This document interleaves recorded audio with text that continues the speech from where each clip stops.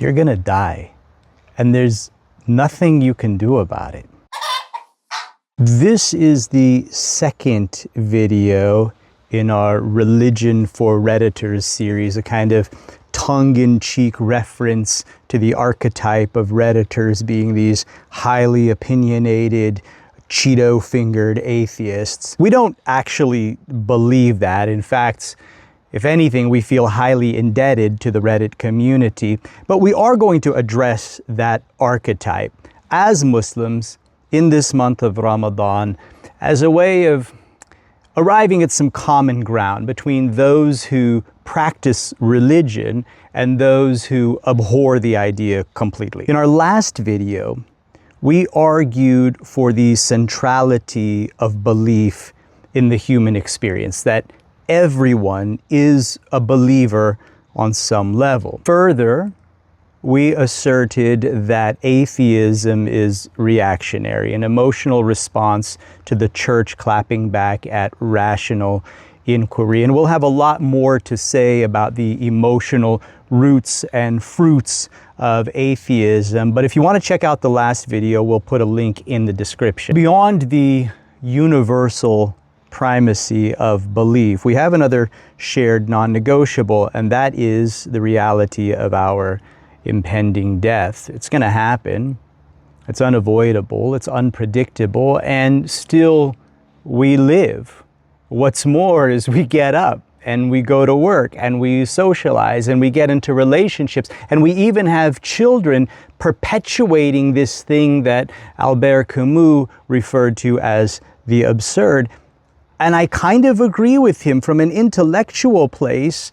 It is sort of crazy. We're brought into this world through no apparent will of our own, and then we flounder about for a bit before just disappearing into the ether. And within a generation or two, when anybody who might have remembered us dies, it will be as though we had never existed at all. That's completely absurd.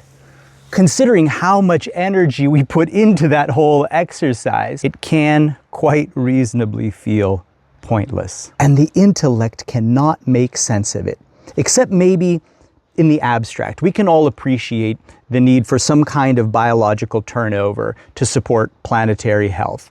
Fine, agreed. I am merely grass to be mown. But still, we go about establishing all of these hierarchies, these governments, these economic systems. We have rules of engagement. We have administrative bureaucracies. We have all of these things that we set up in order to support our existence on some level. And we're all just gonna die. And we can only accomplish these things by shifting our focus away from death. We have an awareness of our mortality, but we emphasize the life that we're living in the moment. And so we build these bloated, convoluted systems, but still death nags. We're reminded of it on the daily through media, headlines, personal tragedies. So let's own it for a minute. We know we're gonna die, but what does that mean exactly? Leaning on the laws of physics, it would seem death is transformation of some sort. Conservation of mass and energy. The total amount of these things cannot change within a closed system. Now, there are some assumptions built into that statement. Are we actually in a closed system? I don't know. I don't know that anybody knows, but it is the mainstream belief within the scientific community. So now the question becomes, how or in what manner do we transform? And this is where the imaginative faculty comes into play as we sort of dream up various scenarios. Perhaps consciousness dissipates as our electrons bleed out into the soil. Or maybe consciousness remains intact and we connect with the vibration of long dead ancestors. Or maybe we're reified bodily, a la Jurassic Park, where we learn that even highly degraded bits of DNA can be reconstituted to build us back entirely. Now, are there other planes of existence? other dimensions, other ways of being that our limited senses can't perceive? I don't know.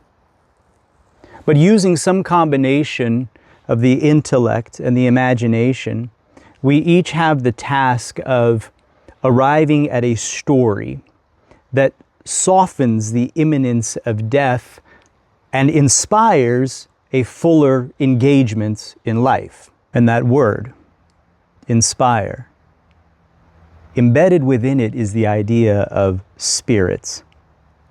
Living with death requires that each of us arrive at an inspired story.